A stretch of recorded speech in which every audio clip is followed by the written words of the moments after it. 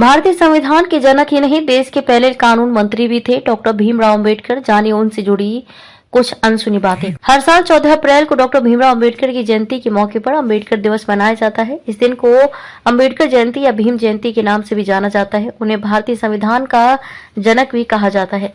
उनका जन्म 14 अप्रैल 1891 में मध्य प्रदेश के महू में एक दलित महापरिवार में हुआ था। वह एक विश्व स्तरीय वकील, समाज सुधारक थे, जिन्होंने आजादी के बाद देश को सही दिशा में आगे बढ़ाने में अहम योगदान दिया था। अम्बेडकर की जयंती के मौके पर आज हम आपको बताएंगे डॉक्टर भीमराव अम्बेडकर से जुड़ी कुछ बातें जिन्हें आप शायद ही जानते होंगे। अम्बेडकर जी से जुड़ी अनसुनी बातें। साल 1947 में भारत को आजादी मिलने के बाद B.R. अम्बेडकर देश के पहले कानून मंत्री बने। अपने कार्यकाल के दौरान उन्होंने सामाजिक और आर्थिक मुद्दों के समाधान के लिए विभिन्न कानूनों और सुधारों को मसौदा तैयार करने में महत्वपूर्ण भूमिका निभाई। 29 अगस्त 1947 को डॉक्टर अम्बेडकर को संविधान सभा की ड्राफ्टिंग कमेटी के अध्यक्ष के रूप में नियुक्त किया गया था।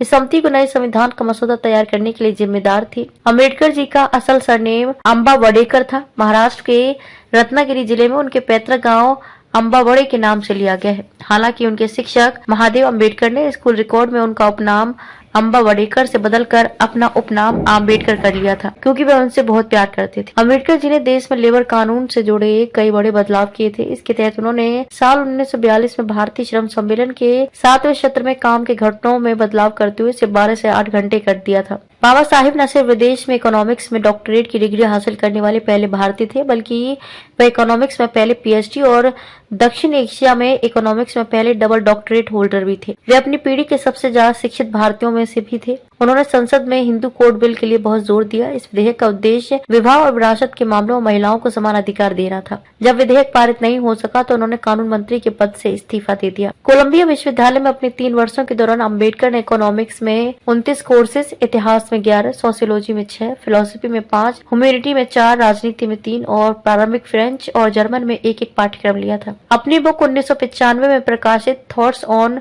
लिंग्विस्टिक स्टेट्स में अम्बेडकर ने ही सबसे पहले मध्य प्रदेश और बिहार को विभाजित करने का सुझाव दिया था। बाद में इस बुक को लिखने के लगभग 45 साल बाद अंततः साल 2000 में बिहार से झारखंड और मध्य प्रदेश से छत्तीसगढ़ का विभाजन हुआ।